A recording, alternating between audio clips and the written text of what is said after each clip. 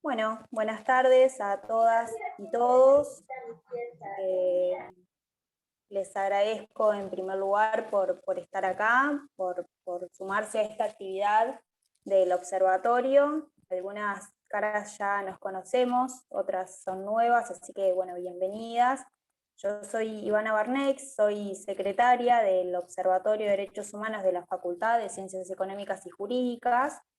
Hoy voy a estar moderando esta actividad.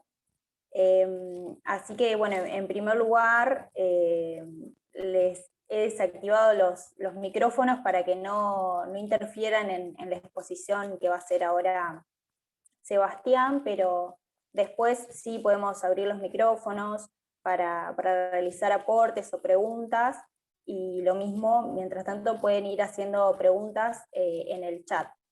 Así que para no robarles más tiempo, voy a presentar a Sebastián.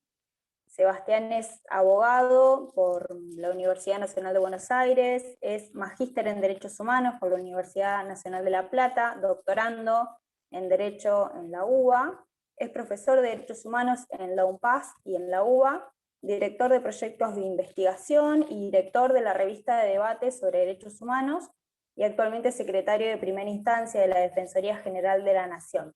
Así que, habiendo presentado a Sebastián, le doy formalmente la bienvenida, te agradezco por participar de esta actividad del observatorio, y bueno, te dejo el micrófono para que nos cuentes estos libros que venís a presentar.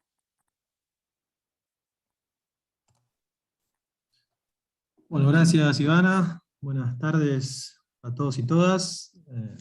Para mí es una alegría poder dar esta charla en la Universidad de La Pampa, aunque sea virtual, ¿sí? Hubiese sido quizás mejor hacerlo presencial, pero todavía seguimos con esta dinámica de la virtualidad, así que nos tenemos que acostumbrar, porque me parece que esto llegó para quedarse, ¿no? En la universidad por lo menos.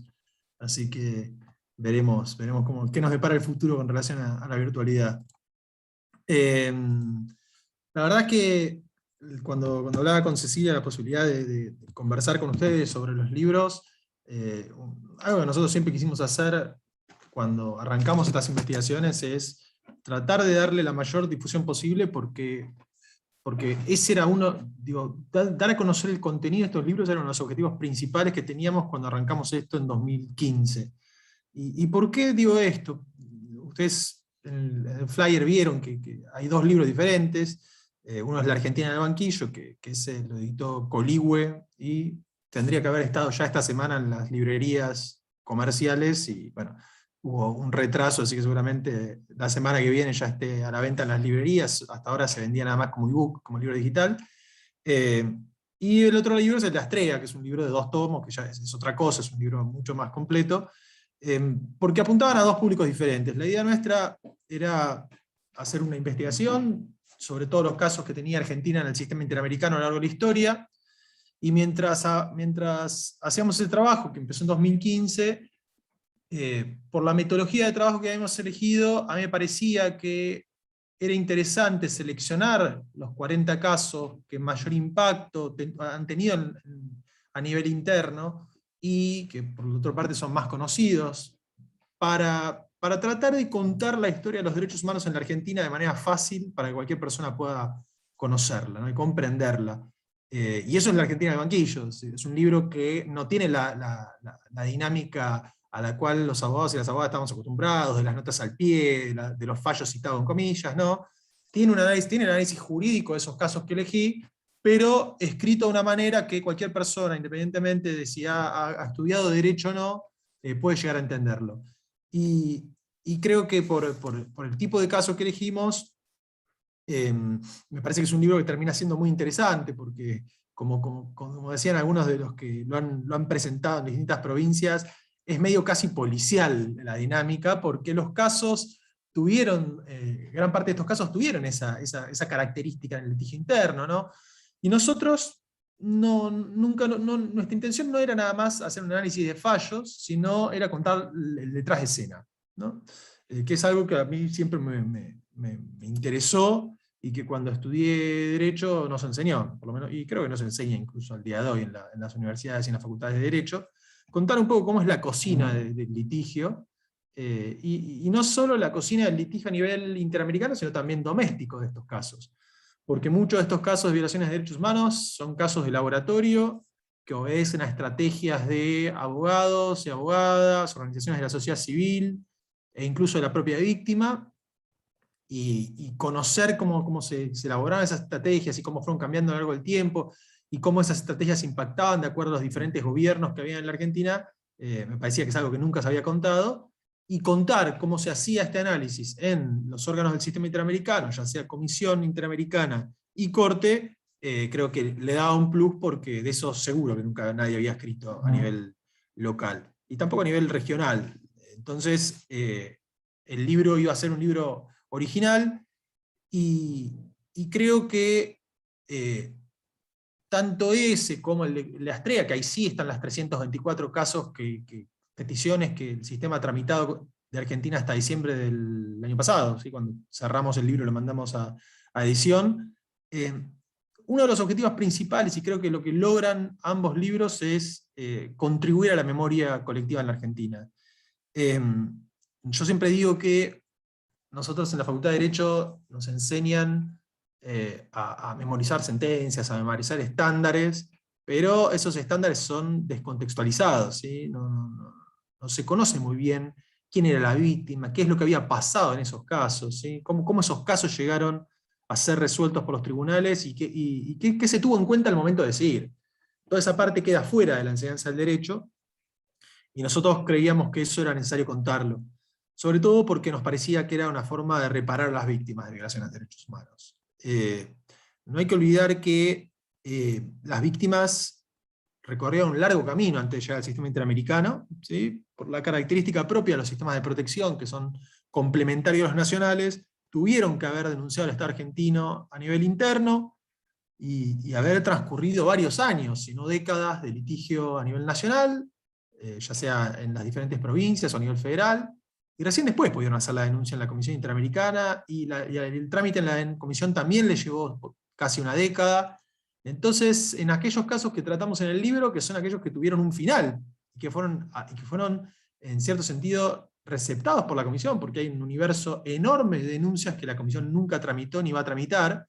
Estos son los 324 que decidió tramitar, y que tuvieron algún pronunciamiento, ¿no? Porque hay algunos que estaban tramitando, pero todavía no han tenido ningún tipo de resolución. Entonces, digo, esa lucha de las víctimas, esa búsqueda de justicia, cuando no la obtuvieron a nivel interno, creíamos que era profundamente reparador. La metodología que nosotros utilizamos en los dos libros es que, además del análisis del fallo, hicimos entrevistas, ¿sí? Habré hecho unas casi 400 entrevistas entre víctimas, abogados de las víctimas, agentes del Estado argentino, ministros, también comisionados, abogados de la Comisión, secretarios ejecutivos y jueces de la Corte Interamericana. Y esas entrevistas también permitían darle una voz a estos actores, ¿sí? Muchas veces la víctima de violación de derechos humanos no consigue reparación en el sistema. Y principalmente porque al llegar tan tarde la respuesta, muchas veces esa reparación es imposible. Es decir, ustedes piensen en la posibilidad de sancionar penalmente a alguien por haber cometido un crimen hace 20 años, digo, es muy difícil. Ya las pruebas no están, los testigos se murieron, pero muchas veces el propio imputado está muerto por el paso del tiempo, o la víctima murió por el paso del tiempo.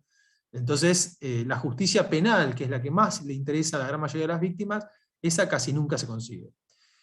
Y lo que sí se consigue, que es lo que yo creo que es el gran mérito de los sistemas de protección internacional, es lo que se llama las garantías de no repetición, ¿no?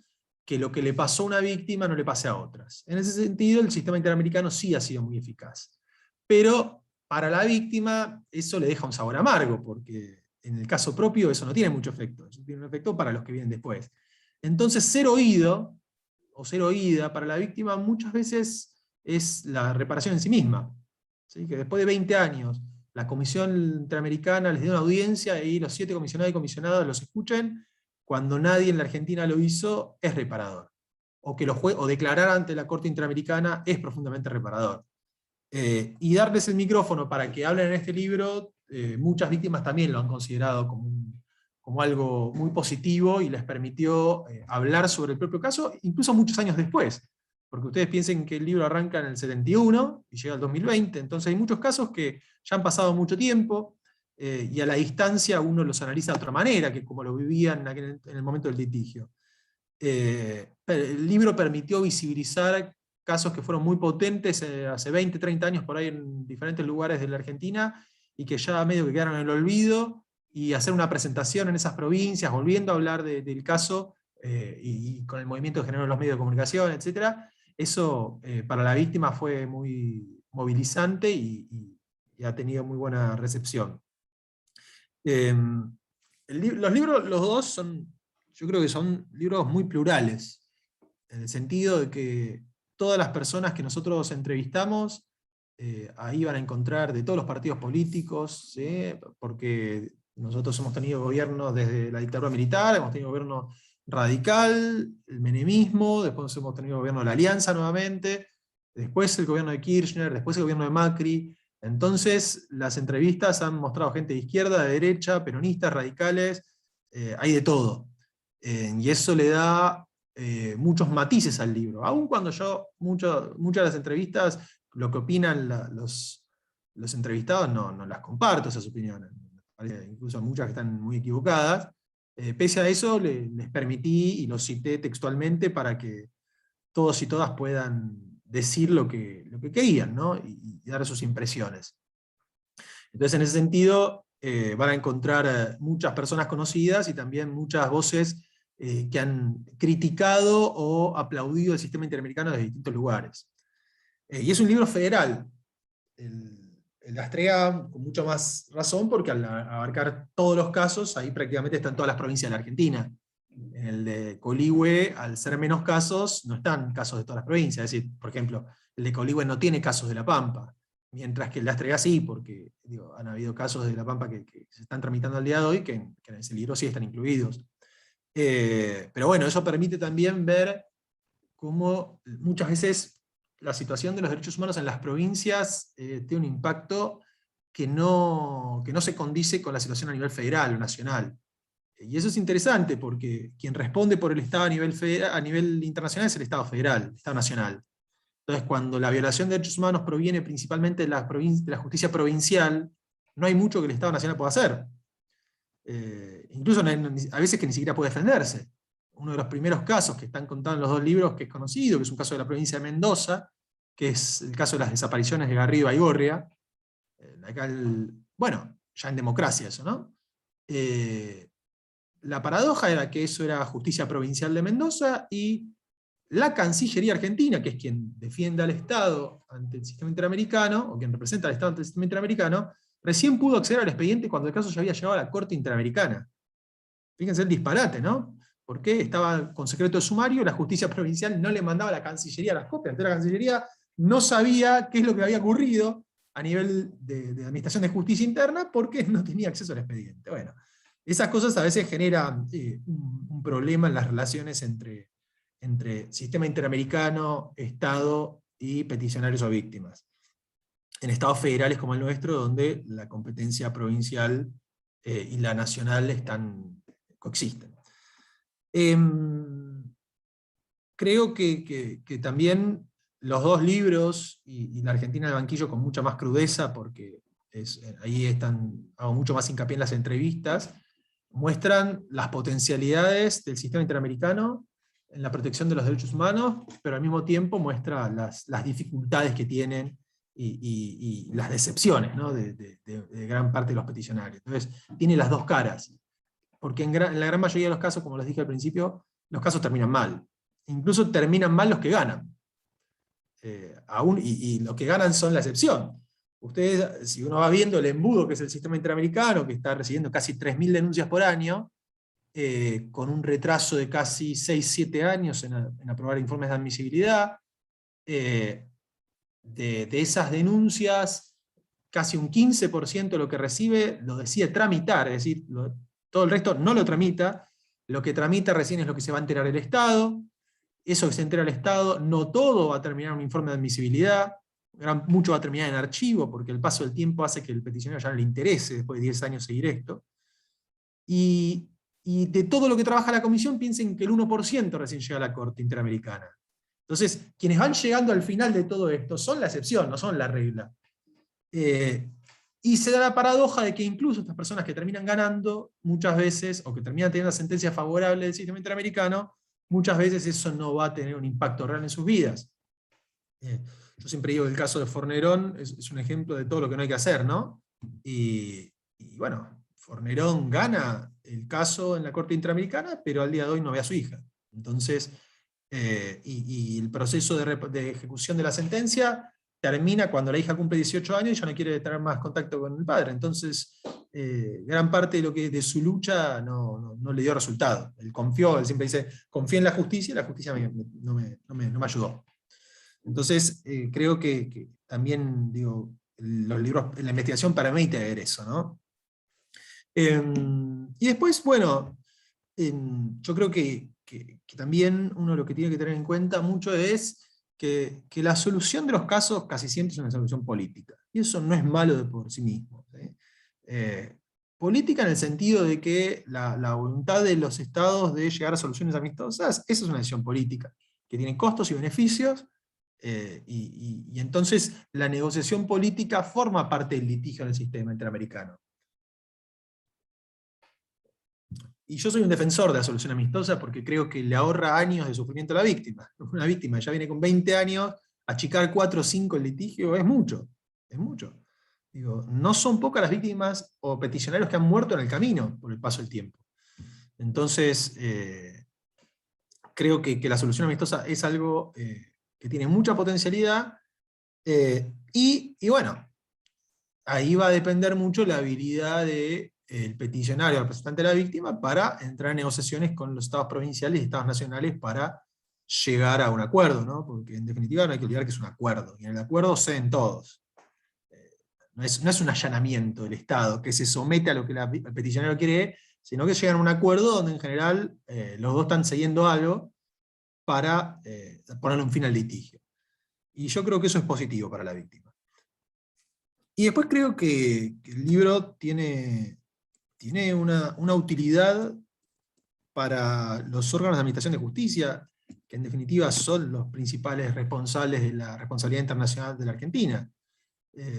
Por esto que les decía al inicio, ¿no? El requisito del agotamiento de recursos internos hace que indefectiblemente todas las denuncias han pasado por el Poder Judicial.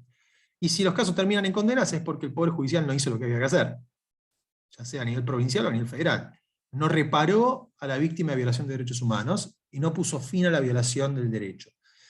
Entonces creo que en el ejercicio del control de convencionalidad que tienen todos los órganos del Estado a nivel nacional, provincial y municipal, el libro brinda una herramienta con estándares y un conocimiento de todos los casos del sistema interamericano de Argentina para que puedan ser utilizados. Algo que nosotros si uno mira el análisis de los casos, uno va a encontrar 3 cosas. Por un lado, el análisis de lo decidido propiamente dicho, que son informes y sentencias.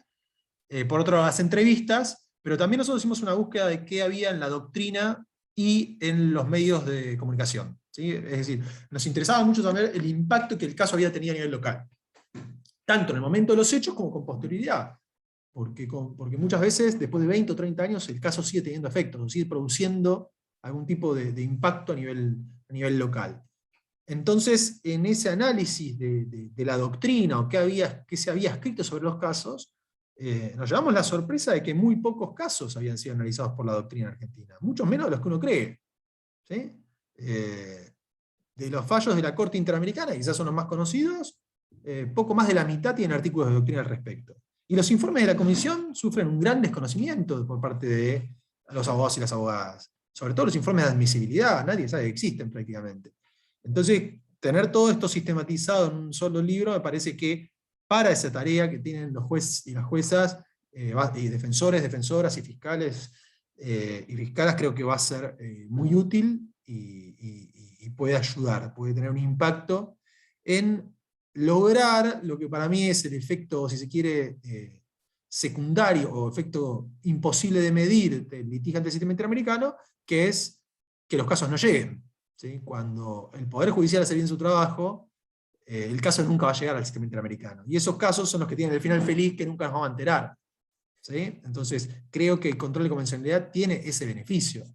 El lograr que un gran número de casos nunca lleguen al sistema interamericano porque los órganos de administración de justicia en la Argentina lograron reparar a las víctimas y por eso y aplicar los estándares que el sistema ha creado. Entonces, en ese sentido, creo que el libro puede ser muy, muy, muy útil. Yo después, qué sé yo puedo estar hablando 5 horas de los libros porque fueron 4 años de trabajo, así que imagínense, tengo 100.000 millones de anécdotas. Pero me parece que también estaría bueno, si a ustedes les interesa, bueno, ver qué aspectos o qué dudas o qué preguntas pueden tener ustedes que les llamen más la atención y dialogamos un poco y yo les voy contando. Abrir un poco el micrófono para poder responder sobre cuestiones más puntuales que les interesen a ustedes. No sé si alguien tiene alguna pregunta.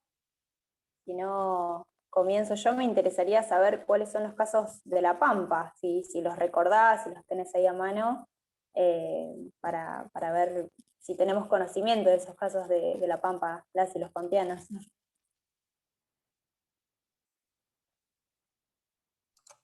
Sí, eso es interesante porque incluso casos que marcaron a generaciones, por ejemplo, como el caso Bulacio, el paso del tiempo hace que las nuevas generaciones no tengan idea de qué estamos hablando. Es muy probable que, es decir, a mi generación el caso Bulacio lo marcó porque es algo que ocurrió mientras yo era adolescente y iba al secundario y entraba a la universidad. Es muy difícil que alguien de mi época no conozca quién era Walter Bulacio. Ahora, si uno le pregunta a un adolescente ahora quién era Bulacio, probablemente no tenga más pálida idea de qué estamos hablando. Entonces, es impactante cómo el paso del tiempo muchas veces, y esto de la falta de memoria, ¿no? y de transmitir la memoria de generación en generación, hace que se pierda todo esto. Entonces, de La Pampa, bueno, el caso más conocido me parece que ha tenido la provincia es el caso Canale. Ese caso que todavía el día de hoy está tramitando en el sistema interamericano, ese me parece que es el más conocido. Después sí, yo recuerdo que está el caso de Inocencio Rodríguez, que era un dirigente peronista que había sido detenido en la época de la dictadura. Estamos hablando de... no me acuerdo el apodo que tenía. Él tenía un apodo, ya me voy a acordar, porque creo que el padre y el hijo tienen el mismo nombre, o el mismo apodo, no me acuerdo cómo era la situación, pero creo que ese caso creo que también habrá sido muy importante porque es uno de los pocos casos, es uno de los casos que se vincula con el terrorismo de Estado en la provincia, ¿no? Y ese caso terminó en una solución amistosa. La solución amistosa, si no recuerdo, se celebra en el 2011. Pero la denuncia de la época del 90 que tenía que ver con las leyes reparatorias, ¿no? La reparación de las víctimas de la dictadura, que tuvo distintas etapas, si se quiere, a lo largo del litigio del sistema interamericano, y que a partir de diferentes acuerdos de solución amistosa fueron ampliando los beneficiarios, y eso se terminó transformando, por eso yo digo muchas veces el impacto que esto tiene es reformas estructurales. ¿Sí? El caso de Beco Rodríguez, ahí está, Beco se llamaba, era el apodo. El caso de Beco Rodríguez impactan la sanción de leyes por parte del Congreso que empiezan a tener en cuenta primero los detenidos, después los puestos a disposición del Poder Ejecutivo, después los que estaban en libertad vigilada, es decir, empiezan a aparecer diferentes situaciones que la normativa después lo fue incluyendo. Después, bueno, el de Canales ya les mencioné. Bueno, hay uno que es muy conocido. Ah, sí, ¿saben qué? El tema, sí, es que estaba en la Argentina de Banquillo, hay un caso de La Pampa que es muy conocido. Lo que pasa es que es un caso que termina en archivo. Es un caso muy paradójico, porque se resuelve y la comisión no se termina pronunciando, termina siendo archivado, pero fue un caso muy conocido que es el de Ay, ¿cómo era el apellido? A ver, lo busco en 2 minutos y me acuerdo. Marcos García. Marcos García era una persona que no tenía DNI, porque cuando va a sacar el DNI le dicen que estaba muerto. Que en la partida de nacimiento tiene partida de nacimiento y partida de función. Entonces es un muerto en vida. Y a los 10 días de haber nacido figuraba muerto. Entonces él no solo no puede renovar su DNI, sino que sus hijos empiezan a tener problemas cuando tiene hijos, tenía problemas para casarse, para tener trabajos. Entonces, todas esas complicaciones se resuelven de una manera muy graciosa, si se quiere, muy paradójica. Él logra que se presente una denuncia ante la comisión por esta situación de que los registros civiles no le dejaban tramitar su DNI porque decían que él estaba muerto y no declaraban la nulidad de la partida de función. Y incluso querían iniciar una causa penal a los padres por el hecho de que la partida tenía que ser falsa, evidentemente, porque no estaba muerto. Entonces, fíjense las paradojas de todo esto. Y el caso de Marcos García se termina resolviendo por un viaje que hace Kirchner, Néstor Kirchner, a la provincia de La Pampa, y él va a donde está Kirchner con un cartel, que salió en los diarios, después búsquenlo si quieren van a encontrarlo, las notas en los diarios. Él va con un cartel y le dice: señor presidente, ayúdeme. Y Kirchner pregunta qué es lo que le pasó, y se involucra directamente, y llama, si mal no recuerdo, yo creo que, no me acuerdo si Aníbal Fernández estaba en el ministerio en aquella época, y Kirchner va y dice: denle el DNI a este señor. Y le contestan: no se puede, porque la nulidad de la partida lo tiene que decir la justicia. Y Kirchner dice, está contada la anécdota, yo soy el presidente de la nación, y estoy ordenando que le den el DNI a ese señor. Y en definitiva, terminan haciendo las gestiones para que la partida de función sea declarada nula y el registro de las personas le dé el DNI. Entonces el caso termina sin resolverse, es decir, lo terminan desistiendo porque ya no les importaba, porque ya García había logrado obtener lo que él buscaba, que era su documento. Pero el caso es bastante particular, ¿no? Y después creo que hay uno más, pero si mal no recuerdo, se declaró inadmisible, que es el de Natalio Pérez, que había sido el presidente del Tribunal de Cuentas de la provincia. Y ese fue declarado inadmisible, a él creo que le hacen un juicio político por un tema de desvío de fondos, y la comisión no lo admite claramente porque es una cuestión de cuarta instancia. Entonces le dice que no va a revisar las decisiones que tomó la justicia a nivel local. Creo que esos son los 4 casos, si mal no recuerdo, que ha tenido La Pampa hasta el día de hoy. 3 se han resuelto y uno todavía está pendiente, que es Canales, que es los 4 detenidos del caso Canales. Lo cual, y hago un comentario a raíz de esto, no significa que sean las únicas 4 personas que se hayan violado derechos humanos en La Pampa. Muchas veces la falta de denuncias obedece a que no hay abogados y abogadas que hagan este tipo de litigios. El litigio ante el sistema es caro, pero es caro por la duración, porque en realidad el litigio no tiene un costo, es gratuito, mandar la denuncia, y mucho más ahora que es todo digital. El tema es que el seguimiento del litigio, la posibilidad de viajar a Washington para audiencia, etc., y un litigio que va a durar 20 años, pocos abogados y abogadas tienen la espalda para bancarse un litigio de tantos años, ¿no? Entonces, si a eso se le suma el desconocimiento de cómo funciona el sistema y para la posibilidad de presentar denuncia o buscar casos para poder llevarlo, ahí se explica el bajo número de denuncias que tiene la provincia. Es decir, hay provincias que no tienen denuncias al día de hoy. Y en todo lado del mundo se violan derechos humanos, así que también hay que hacer un análisis con eso, ¿no? Y el rol de las universidades en formar profesionales que estén capacitados para poder hacer esto a futuro. Y en ese sentido, una aclaración más hago, que me parece que es fundamental: conocer cómo funciona el sistema interamericano, y creo que el libro en eso va a ayudar bastante, es fundamental para no engañar a la víctima, ¿no? El libro lo que demuestra es que la gran mayoría de las víctimas no tiene idea de dónde se metió. Los abogados le prometen que en 2 o 3 años van a tener una respuesta, y eso es imposible. Imposible que ocurra. Muchos de los abogados lo hacen porque no tienen idea tampoco de dónde están yendo. ¿Sí? Entonces pierden acá y dicen: no se haga problema, perdimos en la Corte, o el Tribunal Superior, vamos a ir a la Corte Interamericana, vamos a ir a la Comisión Interamericana, le venden. Y eso es un camino de décadas que a la víctima no se lo cuentan bien. Y la otra gran frustración de la víctima, que también tiene que ver con un desconocimiento de los abogados y abogadas, que son cosas que no enseñamos en la Facultad de Derecho, tiene que ver con qué tipo de reparaciones da el sistema. hay una fantasía de la gente de que va a ganar mucha plata con esto, y eso nunca va a pasar. Digo, el sistema interamericano no da buenas reparaciones económicas. Entonces la víctima, después de 20 años, por ahí cobra $20.000 y se quiere matar. O esperaba por ahí en su fantasía cobrar $3 millones y le dan 30.000, y entonces uno dice, bueno, ¿valió la pena todo esto? ¿No valió la pena? ¿Qué sé yo? Bueno, pero eso tiene que ver también con un tema de formación, me parece.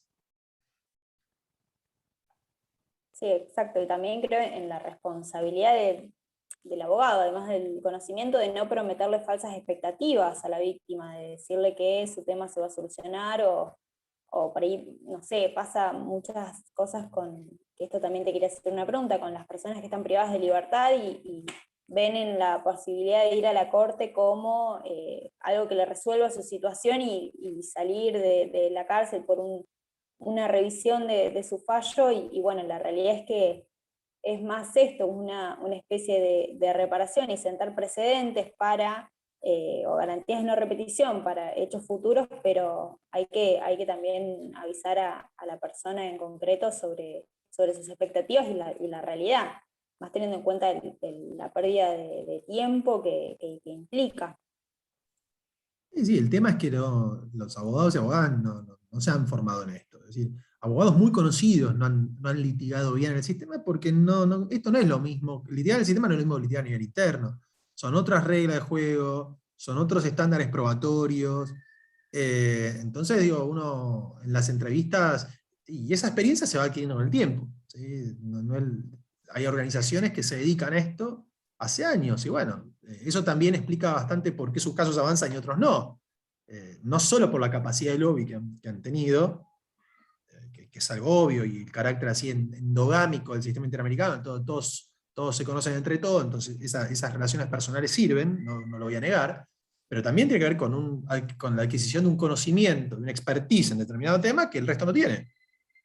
Entonces saben qué es lo que le tienen que mandar a la comisión, a los fines de que la comisión resuelva el caso y vea claramente que se violaron los derechos de una persona y no que tenga que pedir 700 informes o que en ese volumen de trabajo y de atraso procesal que tiene, diga, bueno, en este no es claro, así que lo dejo. ¿Sí? Eso también juega. Exacto, sí.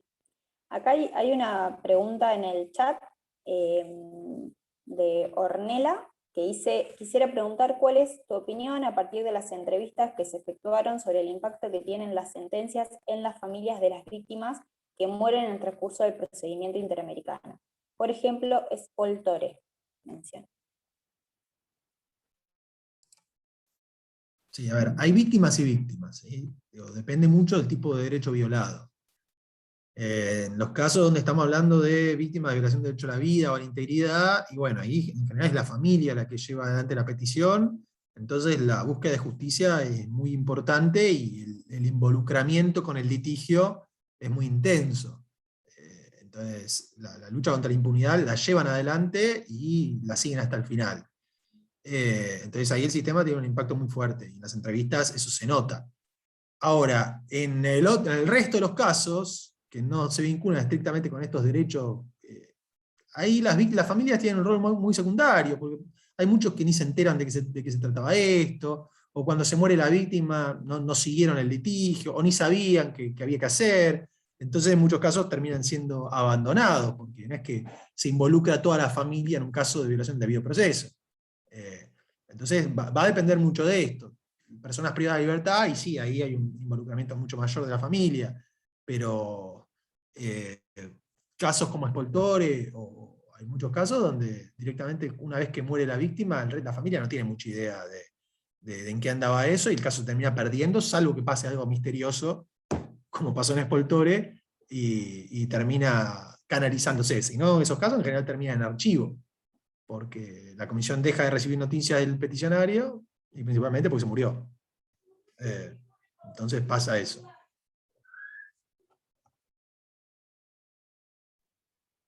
Bien. Yo te quería preguntar si en este análisis que ustedes hicieron, ¿vieron algún caso, algunos casos en que la parte peticionante haya fundamentado un acceso a recursos efectivos por el artículo 280 que menciona la Corte para rechazar in limine un recurso? ¿Hay algún caso? Sé que está el precedente de Mohamed, pero no sé si hay algún caso más reciente que se haya establecido específicamente sobre el artículo 280.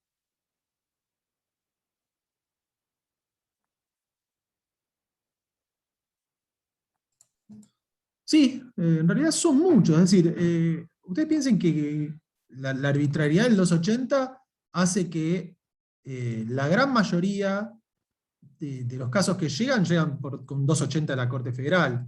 Entonces, en ese sentido, el criterio de la Comisión Interamericana, más allá de lo que vos señalabas correctamente de Mohamed, el criterio ha sido que el recurso extraordinario federal no es un recurso a votar. ¿Sí?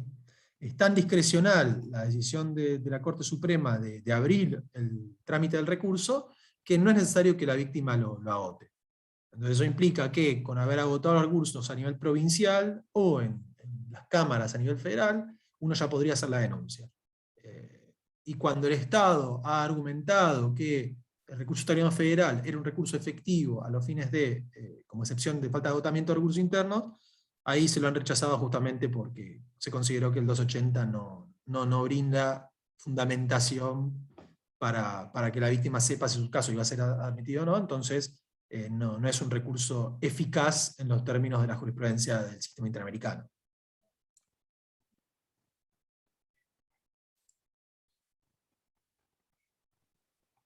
Sí, porque bueno, no deja de ser un tema que sigue generando incertidumbre y bueno, sobre todo esto, al no tener los fundamentos de por qué se rechaza el recurso, bueno, es lo que dice justamente la parte peticionante en Mohamed, esto, ¿no? De que no se sabe cuáles son los parámetros que establece la Corte Suprema de Justicia para determinar qué casos son relevantes o trascendentes y qué casos no. Entonces, eso creo que es una vía que se debe usar para llegar al sistema interamericano, o que supongo que se debe usar. Sí, yo siempre digo, a ver, y sobre todo, no solo por la discrecionalidad, sino por los tiempos que tiene la Corte Suprema. Yo creo que no es necesario ni siquiera esperar y uno podría ir directo. El tema es que también es esa dinámica muy del abogado argentino de hay que presentar 250 recursos. Todo recurso que existe hay que agotarlo. Y en esa dinámica también entra la denuncia en la Comisión Interamericana, ¿no? Como si fuese un recurso más a agotar, y en realidad no. El recurso extraordinario federal es extraordinario y tiene sus complejidades, mucho más el recurso de queja, y la denuncia ante la Comisión también tiene su particularidad, es decir, no cualquier denuncia va a ser tramitada. ¿Sí? Eh, y eso no significa cuestionar el criterio de la cuarta instancia, o yo creo que el sistema no funciona como cuarta instancia, porque si uno está hablando de violación de debido proceso, es obvio que va a tener que revisar las sentencias internas. Digo, eso no significa ser cuarta instancia el sistema. Ahora, gran parte de los casos o denuncias que uno envía al sistema interamericano son básicamente que no está de acuerdo con lo resolvido. Y eso es cuarta instancia, entonces el sistema no va a tramitar eso. Uno esté disconforme porque perdió, no es algo que se pueda discutir en el sistema interamericano. Y gran parte de las denuncias tienen que ver con eso.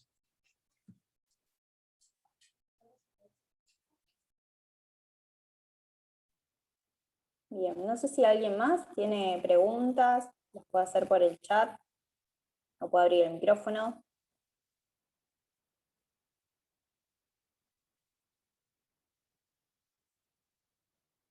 No.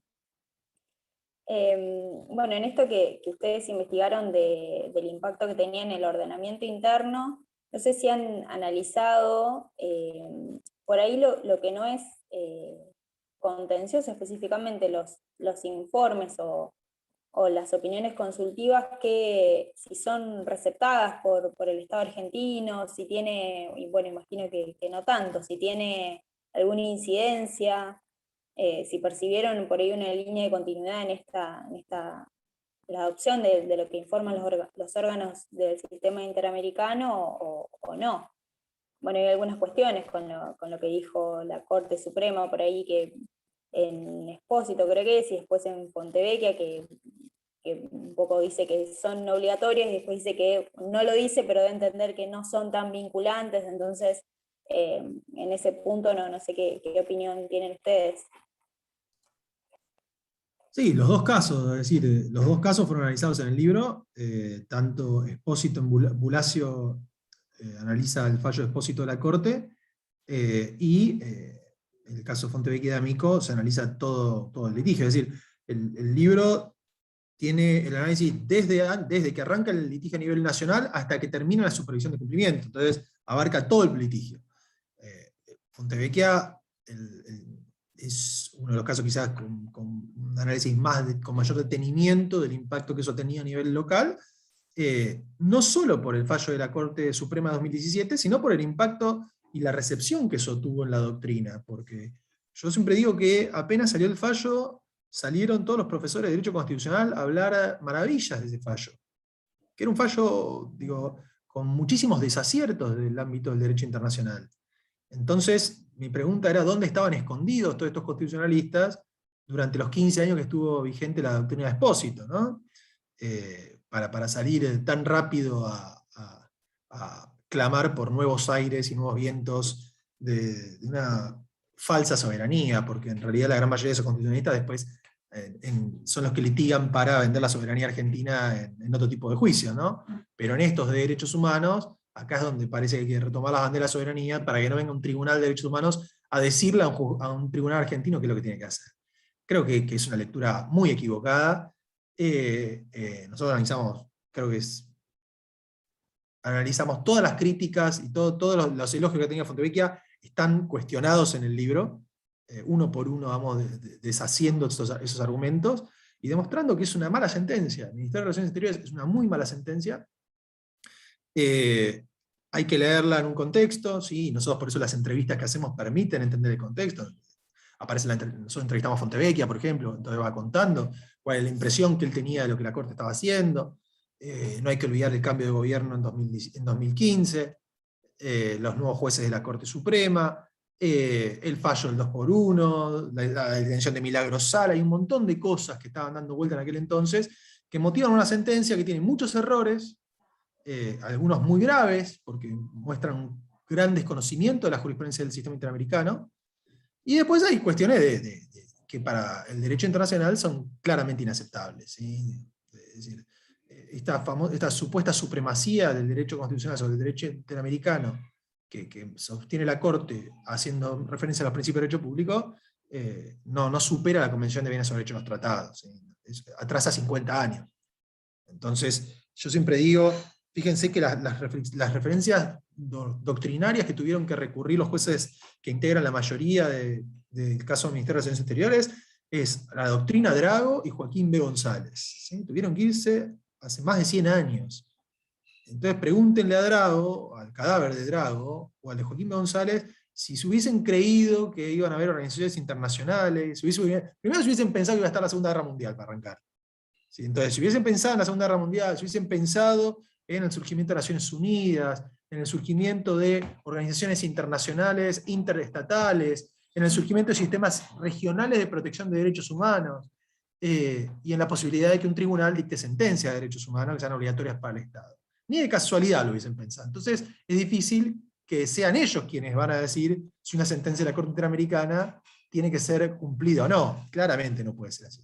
Es como pedirle, yo siempre digo, pedirle a Alberdi que nos diga cómo regular Internet. Y bueno, Alberdi hablaba de libertad de expresión, pero no pensaba en Internet. Entonces no podemos, pobre Alberdi, pedirle que nos resuelva todos los problemas de la vida. No funciona así. Bueno, algo parecido ocurría acá con la interpretación del artículo 27 de la Constitución Nacional. Entonces creo que ha sido una sentencia con muchos desaciertos, y bueno, habrá que ver qué pasa, porque después de eso no hubo otra sentencia de la Corte Interamericana que la Corte haya tenido que ejecutar. No nos olvidemos que parecería que el texto de Fontevecchia, lo que la Corte no acepta es dejar sin efecto su propia sentencia, porque a lo largo de la historia la Corte ha dejado sin efecto sentencias de otros tribunales sin ningún tipo de problema. Entonces, el carácter final de la cosa juzgada no supera el propio test de jurisprudencia de la Corte Suprema. Lo que la Corte parecería no querer es dejar sin efecto la sentencia propia. Y eso es casi una cuestión medio caprichosa para el derecho internacional. ¿Por qué? Porque para el derecho internacional que la sentencia sea de la Corte Suprema o un tribunal de primera instancia le da completamente igual. Sigue siendo un hecho. Sigue siendo un acto interno del Estado. Entonces todas estas cuestiones de que la Corte Suprema, digo, bueno, Me parece que son lecturas muy malas, que son incompatibles con el desarrollo del derecho internacional de la posguerra. Entonces me parece que tiene varios problemas la sentencia. Nosotros ahí lo explicamos. Y ahí quizás ese fallo ha sido el que más ha analizado la doctrina a lo largo de la historia. Por eso hemos criticado mucho de esos artículos de doctrina que han sido publicados.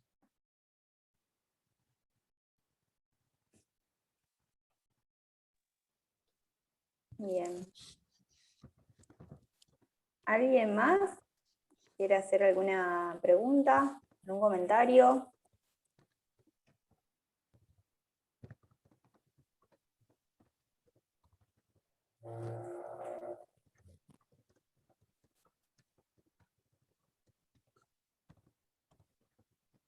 Lo mismo a vos, Sebastián, si querés hacer alguna apreciación.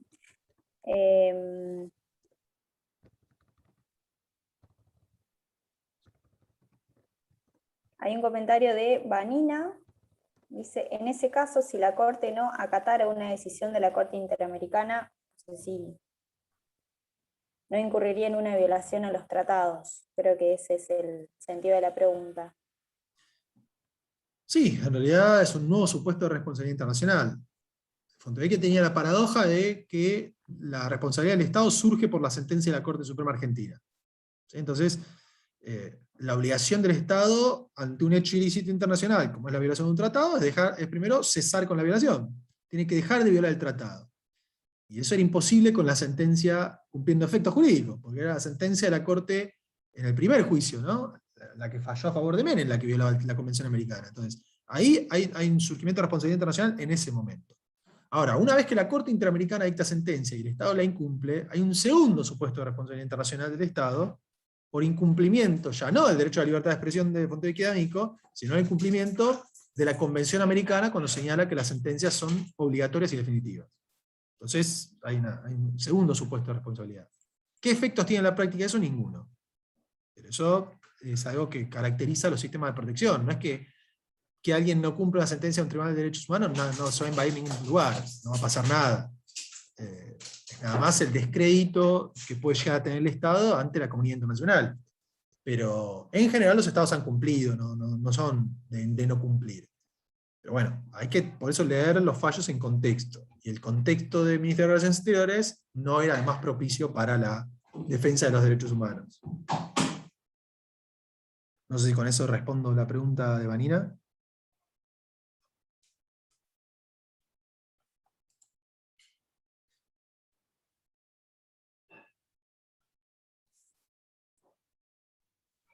Sí, dijo que gracias, así que supongo que está respondida. Bueno, justamente eso es una cuestión también. ¿Qué pasa cuando se imponen, bueno, se condena a un Estado y después hay todo un proceso de seguimiento, de ejecución de esa condena que también lleva determinado tiempo y que es un seguimiento que hay que hacer para que el Estado cumpla con lo que les impuesto? Eso desgasta también un montón, porque a veces si el Estado no cumple, no hay una forma de hacerlo cumplir o obligarlo a cumplir, más que esto, que lo que implica el descrédito a nivel internacional de una sanción que no cumple. Pero la realidad es que también deja como una desprotección de, bueno, lograste la condena al Estado y bueno, que el Estado no cumple, es bastante difícil obtener más que eso, más que la condena. Sí, es clarísimo. Hay una cuestión vinculada a... Pero eso es un déficit de todos los sistemas de protección internacional, no solo del de la OEA. El sistema europeo tiene la ventaja de que el proceso de integración económica europea y política requiere que se ratifique el convenio europeo. Entonces ya hay un incentivo adicional para cumplir con las decisiones del sistema europeo, que es el sistema de integración, que en el ámbito americano no lo tenemos. Entonces no hay una motivación económica que diga a los Estados, bueno, prefiero cumplir una sentencia de derechos humanos antes que tener un problema en el proceso de integración.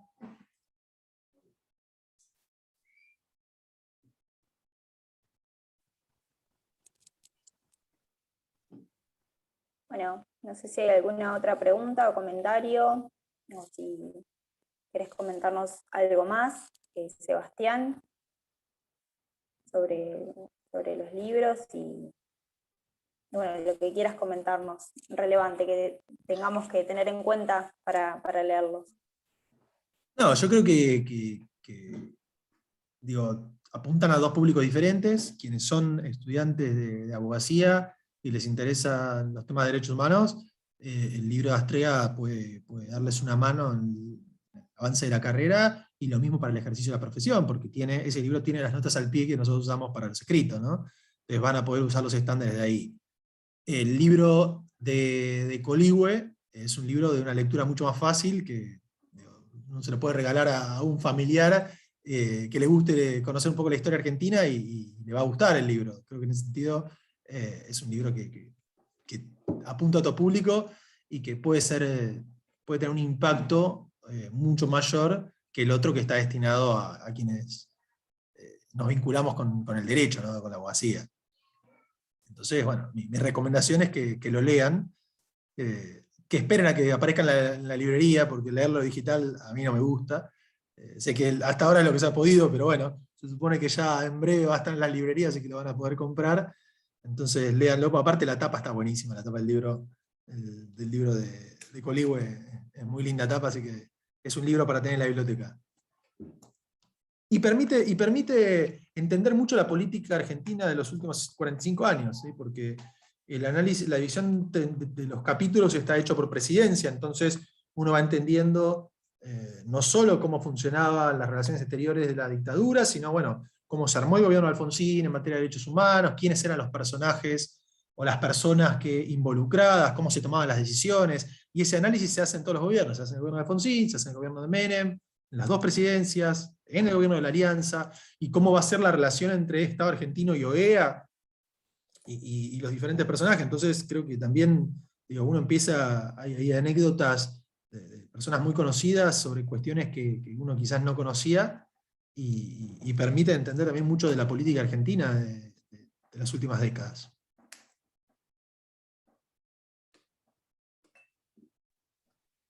Acá hay una pregunta de Gastón que dice: ¿existe algún análisis sobre el impacto efectivo que pueda tener el descrédito ante la comunidad internacional porque un Estado no acate un fallo de la Corte Interamericana? Es decir, ¿en qué medida dicho descrédito repercute en la conducta del Estado de alguna forma? ¿Es una falla del sistema en sí? Es imposible de medir eso. Depende de cada caso, depende de la capacidad de lobby que tenga la víctima. Es decir, ustedes piensen, por ejemplo, cuando el gobierno de Fujimori no cumplía los estándares del sistema interamericano, incluso retiró el reconocimiento de la competencia de la Corte. Eso a Fujimori le jugó muy en contra. Ya estaba en retirada igual, pero él perdió mucho apoyo de la comunidad internacional, porque se estaban llevando adelante matanzas y no pasaba nada. Ahora, uno no puede medir, es muy difícil medir el descrédito de los estados en materia de derechos humanos, porque esas son decisiones políticas también. En la dictadura, por ejemplo, los estándares de derechos humanos se vinculaban con las sanciones comerciales o no que Estados Unidos ponía, ¿sí? El Departamento de Estado decidía venderte armas en función de esto. Gran parte de la visita del 79 de la Comisión obedece a la voluntad de la dictadura de llevarse bien con Estados Unidos. Y el cambio de gobierno de Estados Unidos impacta negativamente en esa relación, y le da cierta espalda a la Comisión para llevar adelante la visita y producir un resultado diferente al que hubiese hecho con la administración anterior. Pero sí, a ver, es una falla de todos los sistemas de protección internacional, no es solo del nuestro. No hay un tercero, un ejército internacional que haga cumplir decisiones, no existe. Los estados son soberanos y crean sistemas de protección internacional con estas características. Son los límites en los cuales aceptan celebrar el tratado. Y bueno, son las reglas de juego que hay. Pese a eso, produce resultados. Entonces, no hay que ser absolutamente pesimistas con esto. Produce resultados y hay acatamiento por parte de los estados. Pero no hay que olvidar que esa es una decisión política. Así como es una decisión política irse, como hizo Venezuela, por ejemplo, que se fue. Y eso para la defensa de los derechos humanos no es bueno. Que un Estado denuncie un tratado de derechos humanos nunca puede ser bueno.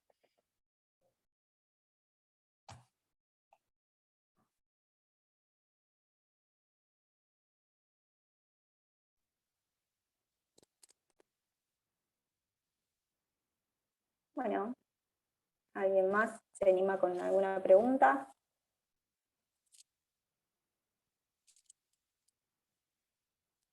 Acá Vanina pregunta, ¿existe algún estudio sobre el descrédito de la sociedad con respecto a los derechos humanos? ¿Qué significa eso? No entiendo. ¿Qué sería el descrédito de la sociedad? Prende el micrófono, si no, Vanina, y explica, a ver.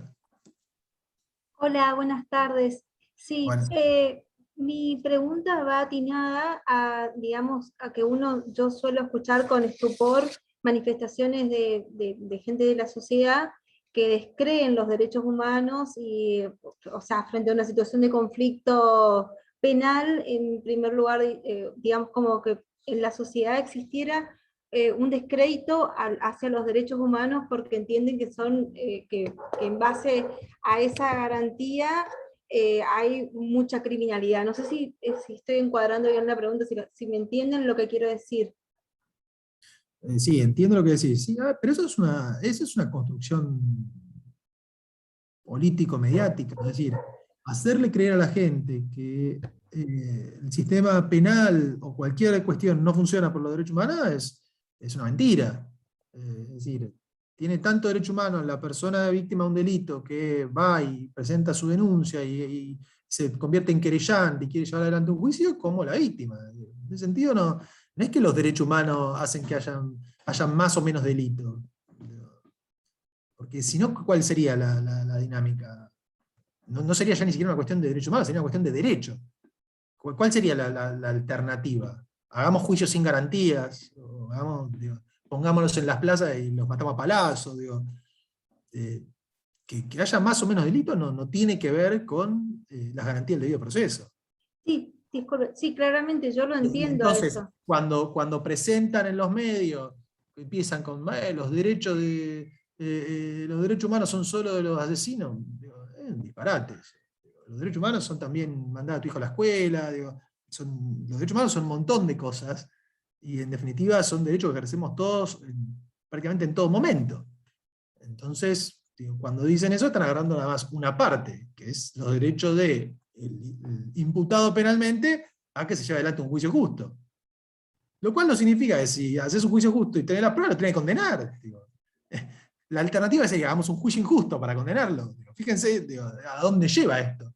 El derecho humano es a tener un juicio justo, a tener un defensor. ¿Qué le va a sacar el defensor? Entonces, el absurdo y el problema es que el Poder Judicial no lleva adelante el juicio. O las fuerzas de seguridad no investigan, o los ministerios públicos no investigan. Pero eso no es culpa de los derechos humanos, es culpa de que hacen mal su trabajo. Pero no por los derechos humanos del imputado, es porque están haciendo mal su trabajo.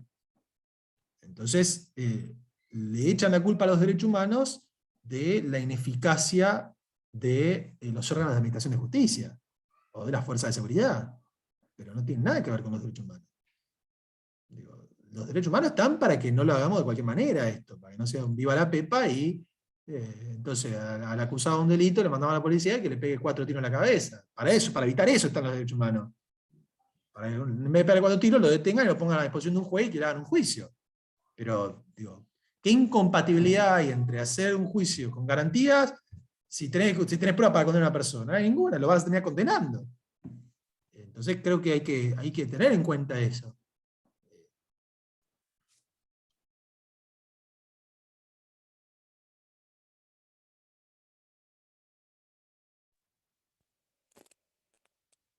No sé si, Vanina, querés acotar algo más sobre esto en particular, pero también, bueno, es cierto, ¿no? Esto del discurso y tiene que ver con la formación, la educación en derechos humanos, la transversalización de los derechos humanos en todos los espacios y que no sea algo específicamente de los estudiantes de derecho, que de por sí a veces en las propias cátedras de derecho está bastante deslegitimado, pero tiene que ver con políticas públicas en derechos humanos y una de ellas es la formación constante, no solamente para los empleados de la Administración de Justicia, sino para toda la sociedad. para justamente no repetir o reiterar estos discursos que no terminan siendo más que discursos de discriminación y de odio. Bueno, no sé si hay algún comentario más, si hay más preguntas.